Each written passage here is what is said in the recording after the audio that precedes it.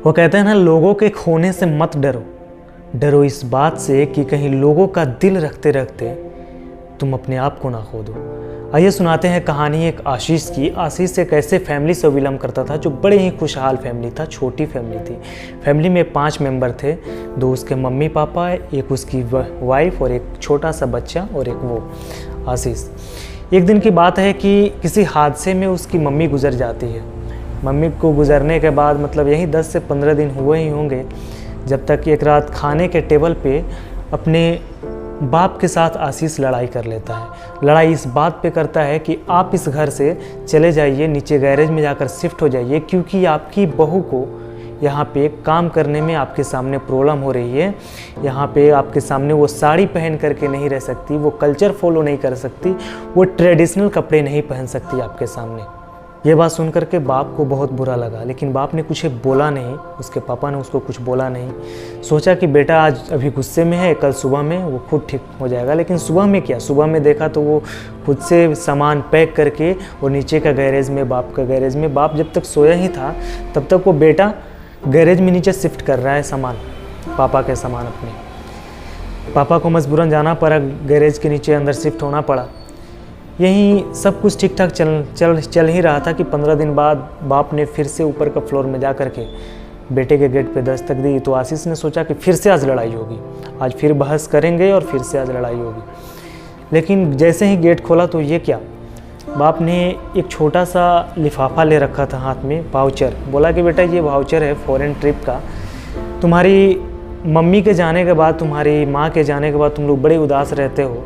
मैं चाहता हूँ कि तुम अपने वाइफ के साथ जा कर के फॉरेन ट्रिप पे कुछ जा कर के घूम करके आओ, ताकि तुम्हारा दिमाग भी फ्रेश हो जाएगा।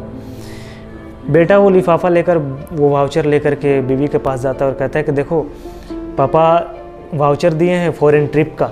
बीवी बोली कि हाँ दिए होंगे मस्का लगाने के लिए, खैर कोई नहीं, दिए तो बेकार क्यों जाए, चलो फॉरेन ट्रिप पे घूम के आते हैं।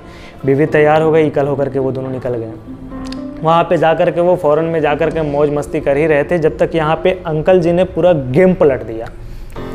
वो 6 करोड़ का मकान उन्होंने 3 करोड़ में बेच करके एक अपने लिए एक अच्छा सा घर खरीद लिया।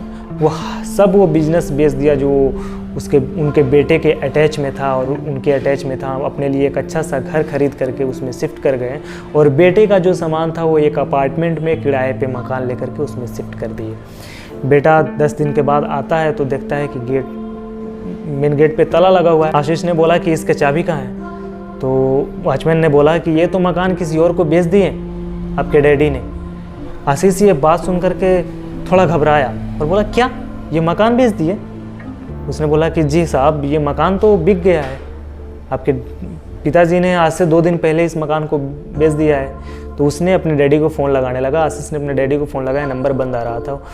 वॉचमैन ने नंबर दिया, बोला कि वो नंबर बंद कर दिए हैं, वो ये नया नंबर है, मैं आपको फ़ोन लगा करके देता हूँ, बात कर लीजिए।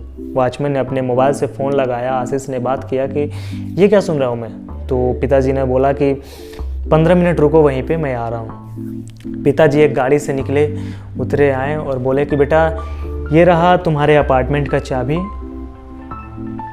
आज से तुम अपार्टमेंट में रहोगे, उसका 1 साल का किराया मैंने पे कर दिया है। अगले साल जैसे ही स्टार्ट होगा तुम किराया देना शुरू करोगे, अब ये घर तुम्हारा नहीं रहा। बेटा बोला कि फिर आप कहाँ रहेंगे?